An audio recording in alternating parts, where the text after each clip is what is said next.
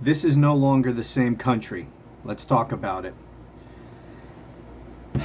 It is Tuesday morning. I'm sitting here having my coffee, scrolling through the news and social media and stuff. Thought I'd do a video. Here's where we are. We no longer live in the same country that we woke up in yesterday. We are no longer living in the country that has always existed throughout all of our lifetimes and since our current Constitution was adopted in 1788. We no longer live in that country. What exactly this new country is or will be, I don't know yet. It won't feel different immediately, but it is different. And not in a good way. We essentially lost our republic yesterday with the Supreme Court's outrageous decision in the Trump immunity case. You know, today is July 2nd. In 2 days, we would be celebrating Independence Day. And I always make a point of calling it Independence Day. I know most people just say 4th of July, happy 4th of July, and I don't begrudge them that. But I don't like it because it doesn't really convey any meaning. It's just a day of the month. The holiday is Independence Day.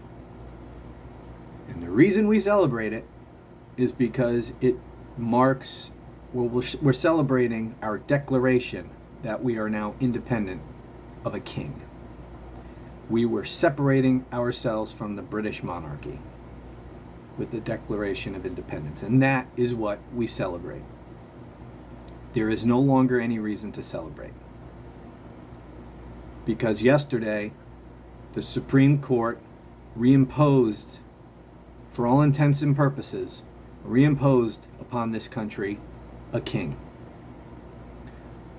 A person who is from us, but no longer of us. A person who is above us. A singular person. No one else in the country, no one else in the government occupies this position. Only the president, where they are completely, well, for all intents and purposes again, completely above the law. Some of you may be saying, oh, that's dramatic. That's not exactly what the Supreme Court... No, it's not exactly what the Supreme Court did. And we don't know exactly what the Supreme Court did because that opinion that they issued was a clusterfuck. So let's get into it, and we'll circle back to what I was just saying. The court pretends that they issued an opinion for the ages. They pretend that they issued an opinion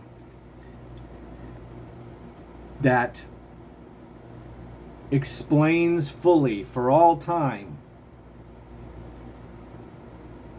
what or how the criminal laws can be applied to a president. During oral arguments, Brett Kavanaugh said, we're not just considering this case because we are crafting an opinion for the ages. That's bullshit. That is not what they did at all. When you craft an opinion for the ages, and the Supreme Court has done this many, many times, is you make it as clear as possible what it is you're saying. You know, there's lots of different kinds of Supreme Court decisions. Most of them just decide the specific issue in front of them. These cases really don't have any precedential value really in any way because it doesn't really apply to any other cases. It's just we're deciding this case. And it's not a case that's likely to be cited as precedent or applied to too many other situations. And so we never even hear about most of these cases. You know, no one knows about 99% of the cases that come out of the court. But there are some cases that deal with big constitutional questions that set out principles to be followed, right? Going forward into the future. And when the court does that, when they issue those kinds of opinions, they try to make them unanimous, if at all possible. But they certainly try to make them as clear as possible and as simple as possible, so that that principle, that test, whatever that they're creating in that decision, that it's clear going forward that this is how this applies. That's what you do when you create an opinion for the ages. That is not what this court did. That opinion is an absolute clusterfuck of a legal nightmare opinion. It is bad. It is bad both for its outcome as it relates to Donald Trump, and it is bad as a matter of constitutional law. The reason we know that this is not an opinion for the ages is because this one criminal case that, gave rise to this decision is almost certainly going to make its way back up to the court. Because the court what it did was, it said, I don't want to get too much into the weeds, but it said, there are some things that a president's completely immune for, there's other things he's presumptively immune for, and there's other things he's not immune for. So those are the three buckets of immunity or not immunity. And what the court said is, core constitutional functions, when a president engages in core constitutional functions, he is absolutely immune. There are no circumstances under which you can prosecute a president for exercising core constitutional functions. When a president engages in official acts, he is presumptively immune. So, just like you have the presumption of innocence in a criminal trial, a president is presumptively immune from criminal charges when he engages in official acts. He is not immune when he engages in unofficial acts. The problem is that the court does little to nothing to explain what any of those things fucking mean. That's why this case is a complete clusterfuck. That is why it is a joke, an insulting, condescending joke to say that they just created an opinion for the ages. They did not. So in this particular case, it's going to go back down to Judge Chutkin. She's going to have to hold a hearing or series of evidentiary hearings to try to apply this asinine opinion to the case before her. And she was given very little guidance on how to do that. Doesn't really sound like a clear opinion for the ages, doesn't it? So Judge Chutkin is going to have to try to make sense of this clusterfuck of a Supreme Court decision and apply it to this case. And she will do her best, and she's very smart and capable, and what she comes up with, I am sure, will be very well thought out, very well reasoned. But no matter what she comes up with, it's almost certainly going to be appealed back through the appellate courts and make its way back to the Supreme Court. The reason they set up this case like this, if they were truly interested in setting historical precedent, they could have and would have made this very clear. But that was not their intent. They pretend that that's what their intent was, but it was not. Their intent was simply to protect Donald Trump. And so they wrote an opinion that they can do whatever the fuck they wanted with. So they could pretend they're laying out a clear line, clear test. But what happens is they've set it up so that in this particular case, as the trial court tries to apply this to Trump's case, it will necessarily have to come back to them and then they can say, oh, well, yeah, you can't do that. You can't do that. You can't do that. Trump is immune. So they'll apply their stupid little test. They'll say, as Justice Roberts said yesterday, oh, it's really not as bad as the dissenters are saying. Presidents aren't completely immune. They can't just get away with any crimes. But in fact, what will happen is, as the trial court tries to apply this ridiculous ruling to Trump's case, it'll get appealed back to them, and they will be able to say, oh yeah, she got it wrong. He's immune there. He's immune there. He's immune there. Not all presidents are immune, but Donald Trump is immune in these particular facts. That's what they've set up. Now, here's what will also happen. If, God forbid, Donald Trump is reelected, he will order his Department of Justice to prosecute Joe Biden. No question. And Hillary Clinton, and James Comey, and a whole bunch of people. Mark Milley, and probably, John Bolton, and anybody who spoke out against him. Especially anyone in his cabinet who spoke out against him. Hillary, Joe Biden, Robert Mueller, you're going to be prosecuted. Jack Smith, you're going to be prosecuted. Merrick Garland, you're going to be prosecuted. Doesn't matter that there's no crimes. They'll just make it up.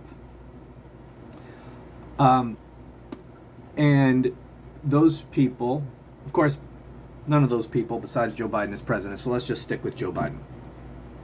Because yesterday's decision wouldn't apply to any of the others. So they're just screwed. But Joe Biden will look at that and say, you can't prosecute me based on that Supreme Court decision. I have all kinds of immunity. So he will, his lawyers will file motions to quash the subpoena, challenge the subpoena, and it'll go to the Supreme Court.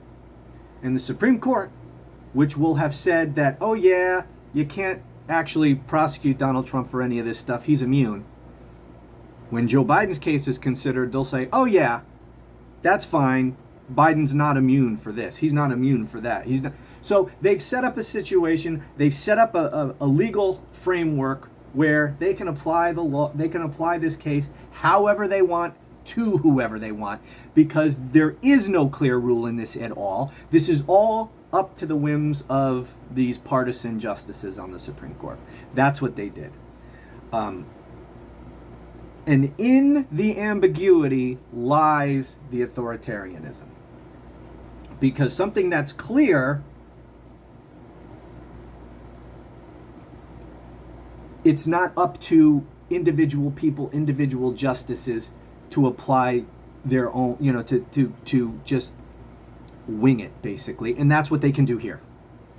They can just ad hoc apply this however they want to whoever it is who happens to be indicted. So if it's Donald Trump, they can apply their bullshit little made-up rule here and say, yes, Donald Trump is immune. Joe Biden gets indicted, they'll say, same test applied to Joe Biden will come out with the opposite result. So Trump will be protected by the Supreme Court, Joe Biden will be prosecuted.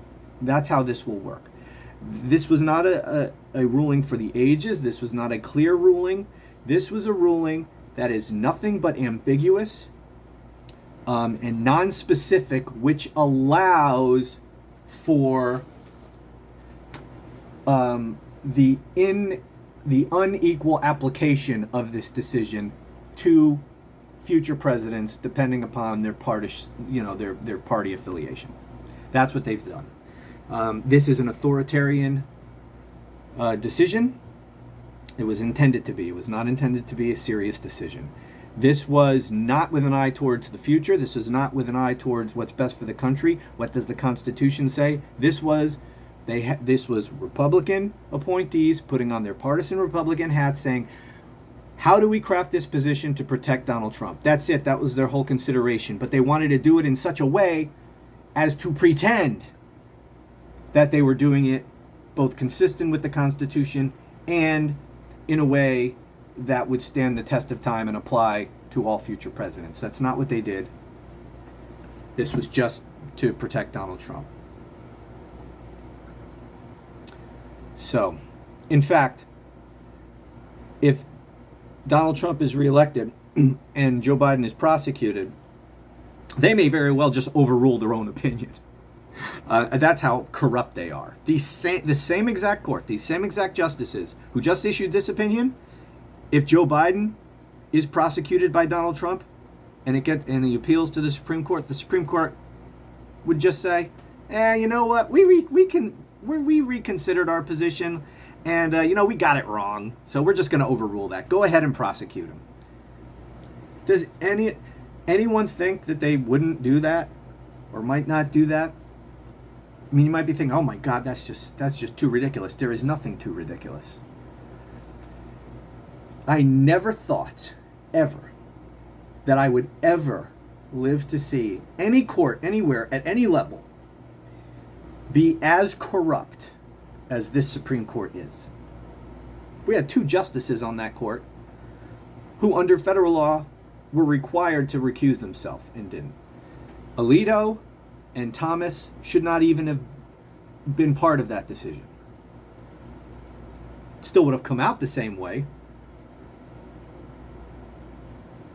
but they shouldn't have been part of that decision. Actually, it wouldn't have come out the same way, would it?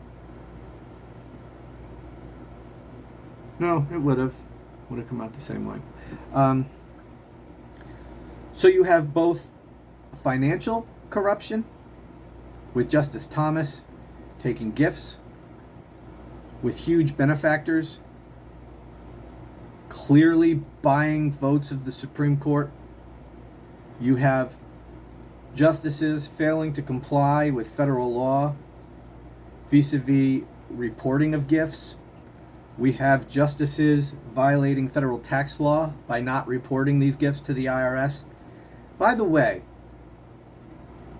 these people should be prosecuted for that.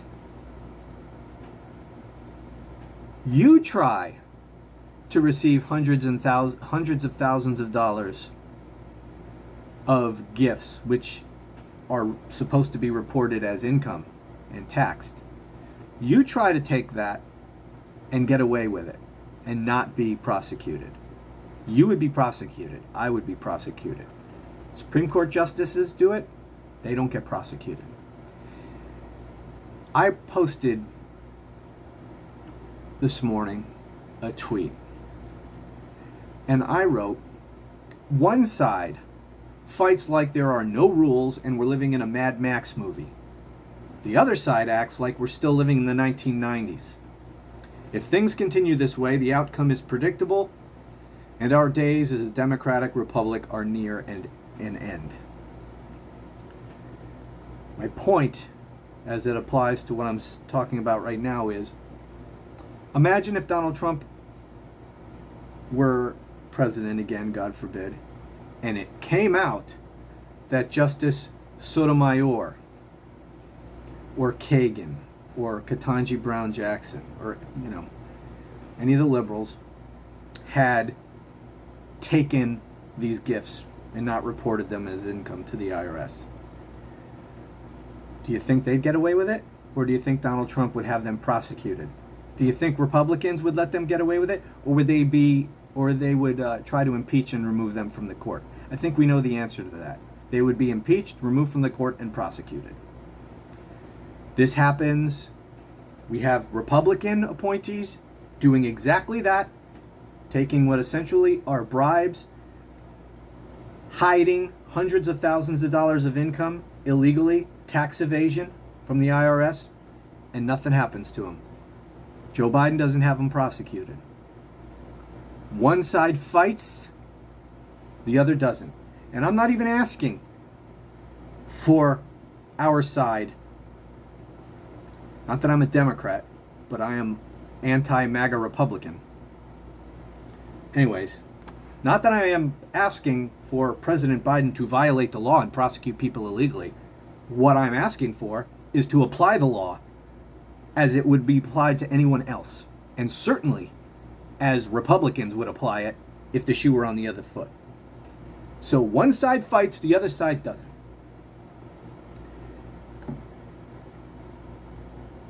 If Democrats do not wake the fuck up and start fighting,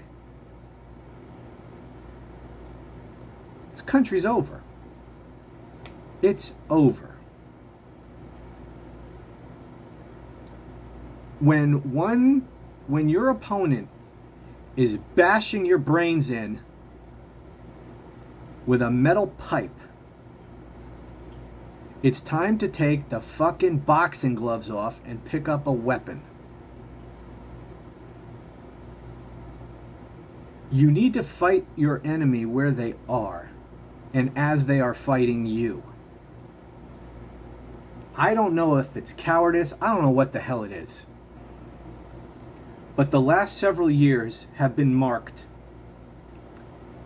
by Republicans doing anything and everything to win, whether that's complying with the law or flagrantly violating the law and the Constitution. They don't care. Whatever the ends justify the means. They don't care. They'll do whatever it takes. While the other side barely fights at all. And again, I'm not asking them to fight illegally. They don't even use all the legal means at their disposal. They just sit there. I don't know if they just think, oh, the American people will get it on their own, so we don't really need to fight. They'll figure it out on their own. If your strategy is to assume that the American people will figure it out on their own, that's a losing strategy. I don't care what the fucking issue is. If you're assuming that the American people will just figure it out on their own, you're going to lose. When you're playing to a group of people, when you are relying on a group of people to vote on something, and you are trying to figure out a strategy for getting them to vote the way you want them to vote, you have to understand who they are. When we trial lawyers try a case, we present it in such a way as is most likely to persuade the jury, right? What will work with these people? So if there is a case with scientific evidence, we don't assume that they're all a bunch of fucking scientists who are just going to get this stuff. We assume they don't know anything about the science involved here, and we have our expert witnesses explain it in very basic terms so that they'll understand it. We don't have these expert witnesses come in and talk as if they're giving, a college lecture to a bunch of, third-year PhD students. We have them talk to the jury as if they were a bunch of middle schoolers who don't know shit. Because that's your average voter. That's your average juror. Okay? They don't know shit. And that's what the American electorate is. I'm sorry, but the American people, by and large, are blithering fucking idiots. And so you treat them that way. I mean, you don't intentionally condescend to them or anything, or insult them. I'm not running for office, so I could be honest. They're fucking idiots. But when you're running for office, when you're trying to get votes, you have to understand that. They're stupid. They're ignorant. They don't know. They don't pay attention. You think everybody in the country has been following the Trump cases? They know that he's an adjudicated rapist? I fucking guarantee you. I'm sorry for the swearing. Number one, I curse. That's just what I do. And number two, I'm worked up, which means the curses fly more freely. You think they know that he's an adjudicated rapist? Most Americans, I guarantee you, do not know that he's an adjudicated rapist. All right? You think they're all following politics? You think they're all keeping up with the news? Most of them are wasting their time away on TikTok or whatever the hell they're doing. They're not paying attention to politics. They're not following the Trump cases. They don't know he's an adjudicated rapist. They don't know that he has a $500 million fraud judgment against him. They don't know virtually anything about any of the criminal cases against him. They don't know the extent to which he violated the Constitution and the criminal laws while he was president and since he's been president. They know precious little of any of that. And Democrats have approached all of this with apparently under the assumption that all the American people know all of this, that all of them are fully up to speed on all of this, and they'll just get it on their own. They'll figure it out. Oh my God, are you serious? They're not going to figure it out. Of course, some of them will, but most of them won't. You have to tell them, and then you have to tell them again, and then you have to tell them 5 minutes after that, and then you have to tell them 50 more fucking times before it registers and sticks in their little mushy brains. Okay, you tell them, and then they go back to TikTok. 3 dance videos later, they've forgotten what you just told them. The American people have the memory, have the attention span of a fucking goldfish. You can't just assume that they're going to get this stuff on their own. You have to tell them and repeatedly tell them. So, if Democrats don't start fighting, if they don't start campaigning to the American people by understanding that most Americans are blithering idiots, they're gonna lose. Because for a lot of people, politics is just entertainment. It's no different for a lot of people. Politics, this political race, presidential race, is no different to them than the latest viral video they like to watch on TikTok. It's just entertainment. And they pick a side and they root for a side just like it's team sports. That's just the truth. And the other truth is Donald Trump is more entertaining to them.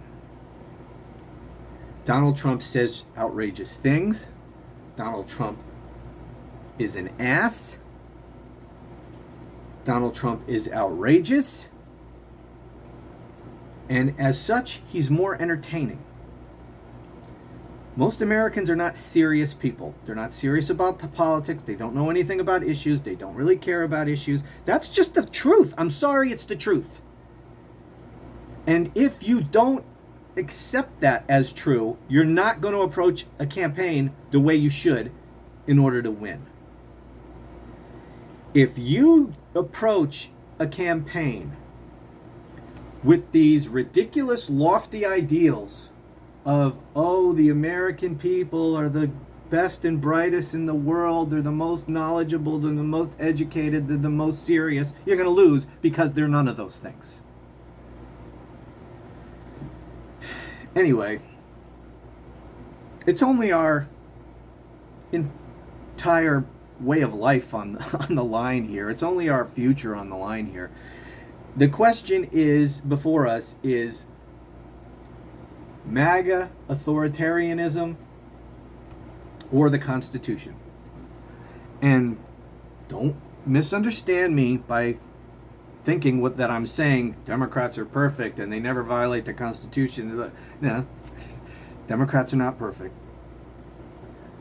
But Republicans, in service of Donald Trump, will absolutely trash every part of this Constitution that they feel they need to.